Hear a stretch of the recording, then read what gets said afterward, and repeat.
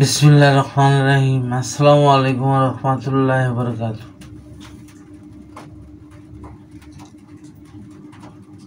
1999 সনে ওই নারীকে বিবাহের পর আলিয়া আক্তার হামিদা ঢাকা কমলাপুর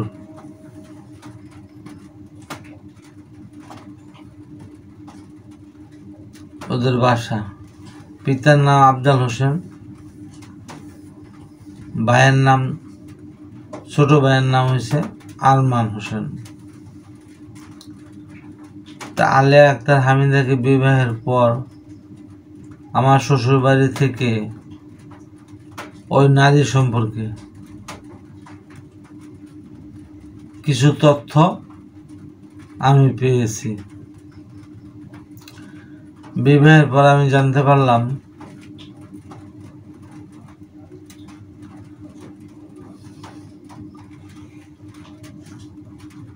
যে আমার শ্বশুর বাড়িতে মাটি খুঁড়তে যাইয়া একটা সাপ মাইরে ফেলাইছে। মাইরে ফেলানোর পর আমার শ্বশুরের একটা বোন ছিল 10-12 বছরের, সে ওই দিনে জ্বর উঠা মারা গেছে। তখন বাড়িতে একটা আলোড়ন সৃষ্টি হয়েছে যে ওই সাপটা মারা ঠিক হয় নাই, ওইটা কোনো সাপ ছিল না। মানে তারা ধারণা করে নিছে যে এটা একটা জিন। ওই কালী, মনসা, মহাদেব এই সমস্ত কিছু শক্তিশালী একটা জিন ছিল।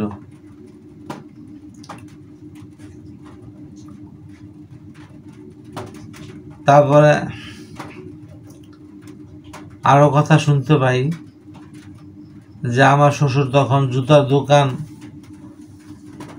দোকান না মুছে ছিল, তার দোকানে একটা পাগল এসে পা বাড়ায় দেয় এবং জুতা তৈরি করতে বলে পাগলের জন্য। তখন আমার শ্বশুরের জুতা বানায় রাখছে, কিন্তু ওই পাগলের দেখা পায় না। বহুদিন পরে ওই পাগলের দেখা পাইয়া অনেক জায়গায় দেখা পাইছে, পাইয়া বলছে যে বাবা, তোমার জন্য জুতা তৈরি করে রাখছি, তুমি তো জুতা নিলে না আর গেলে না। পরে পাগল বলল যে জুতা বানাইছ? কাহা বানায় রাখছি। কয় তোর দোকানে একটা বেচা কেনা হয়েছে না ভালো? বলে যে হ্যাঁ, ভালো বেচা কেনা হয়েছে। পরে বলে তোর ঘরে একটা মেয়ে হয়েছে না? বলে যে হ্যাঁ, মেয়ে হয়েছে। তাহলে পাগলটা কি করে জানলো তার ঘরে মেয়ে হয়েছে? 1-2 মাইল দূরে, মনে করেন 2 মাইল দূরে পাগল ঘর হয়েছে কমলাপুর, দক্ষিণ কমলাপুর। তো পাগলটা কি করে জানলো কার ঘরে ছেলে বা মেয়ে হইল? আসলে ওই পাগলটাও মানুষ ছিল না, পাগলটা ওই মেয়ের জাতি ছিল। মেয়ে যেমন জিন, ওই পাগলটাও জিনিয়া ছিল।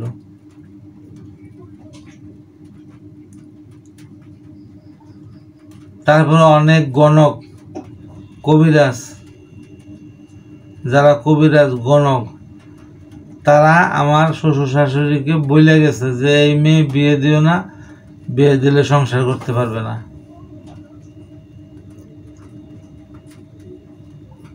আর ভালো কাপড় চোপড় পরলে তারা নিয়ে যাবে। ভালো কাপড় চোপড় পরে যদি ছাদে উঠে, ওইখানে ছাদ থেকে নিয়ে যাবে জিনেরা। এ অনেক কাহিনী। এরপর আমার নানি শাশুড়ির কাছে শুনলাম যে তাদের বাসায় একদিন বেড়াতে গেছে, আমার স্ত্রী পরে গভীর রাতে সাদা পোশাক পরা কে জানি আসছে, ওই তার সাথে ওই আমার স্ত্রী কথা বলে। ঘর থেকে উঠা, ঘুম থেকে উঠা তার সাথে কথা বলে। আমার নানি শাশুড়ি এটা নিজের চোখে দেখছে। তাহলে আসলে এটা জিন জগতেরই, এটা কোনো মানব না। আমার শ্বশুর শাশুড়ি যখন রাতে ঘুমায় থাকতো, ঘর অন্ধকার, অনেক সময় দেখতো মানে কাদের সাথে জানি কথা বলে ঘুমের ভিতরে। ও সারা রাত ঘুমাইতো না, সারা রাত ঘুমাইতো না, ওর কাছে জিন আসা যাওয়া করতো। আবার জিনদের সাথে কথা বলতো। আবার অনেক সময় অন্ধকার ঘর আলোকিত হয়ে যাইত, অন্ধকার ঘর আলোকিত হয়ে যাইত। এরকম ঘটনা আমার হয়েছে। ওই কবিরাজ যখন, ওই নারায়ণ কবিরাজ, হিন্দু কবিরাজ যখন আমার বন্ধুর কাছ থেকে এই পরীটা আমার উপরে চড়াই দিল, এরপরে থেকে আমি প্রায় রাতে ঘুমাইতে পারতাম না। আমার শরীরে ঝাঁকি মারতো, মাথায় ঝাঁকি মেরা ঘুম থেকে ঘুম ভেঙে যেত, মাথায় ঝাঁকি মারতো, ঘুম ভেঙে যেত, আর চেষ্টা করে ঘুমাইতে পারতাম না। এবং আমার ঘরও এরকম আলোকিত হইতো, অন্ধকার ঘর গভীর রাতে আলোকিত হয়ে যেত। আর মাথায় ঝাঁকি মেরা ঘুম থেকে উঠাই দিত, সজাগ হয়ে যাইতাম, আর ঘুমাইতে পারতাম না। এরকম ঘটনা। তাই এই নারী নিয়ে এত কাহিনী আমাকে ভবিষ্যৎবাণী করে দিল, এবং আমার শ্বশুরবাড়ি থেকে অনেক কাহিনী শুনলাম। তো এত কাহিনী কি একটা মানুষের থাকতে পারে, সাধারণ একটা মেয়ের? এটা জিন ছাড়া।